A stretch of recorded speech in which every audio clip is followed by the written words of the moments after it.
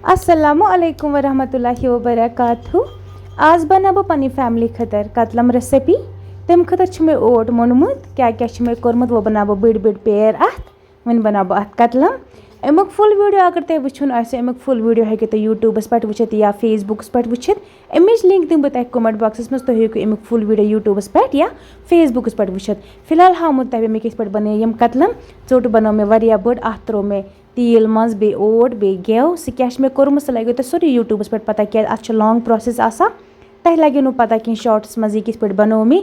इसलिए करो कोशिश यस यह वीडियो वुचुन आस अमिच लिंक दिमो तबे कमेंटस मज तुम हेकु वुचित यूट्यूबस पे। मगर यह वारिया ज़्यादा मुश्किल बनाउन मगर फिर भी बनो मे पन्नी फैमिली खतर यह बेच लगा शीनस मज या सर्दी मज लगा अमन रेसिपियन वारिया मज। ये तुम यह रेसिपी खेयू घर बनू पे खेयू तुम पे लगे तुम पानी पता अत कोता मज़ आसा यह कित पे बनाना तो अत कोता लॉन्ग प्रोसेस मेहनत कसा अत लगा युस यथ चीज़स मेहनत ज़्यादा लगा तथ लगा पे मज़ खेनस ते नुन चाय सतन। वन दित मे यपर किन यथ कट्स ते वन वटन बनावन अत पे कतलम। वन कर मे फ्राई अम दानस पे दानस पे वारिया ज़्यादा मज़ लगा अमन फ्राई करनस बे असल क्रिस्पी गसा माशाल्लाह असल पे फ्राई करें। तो तुम अगर कह मोन वीडियो फेसबुकस पे वुचा या इंस्टाग्रामस पे वुचा सह पेज करो ज़रूर फॉलो।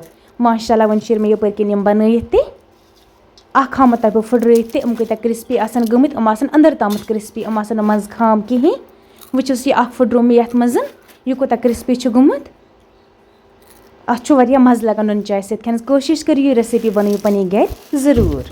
वन मान व्यूवर्सन पता लगमुत यम कतलम कित पे बन मे तो बे कत क्रिस्पी अंदर तम अंदर खाम रोदमित की।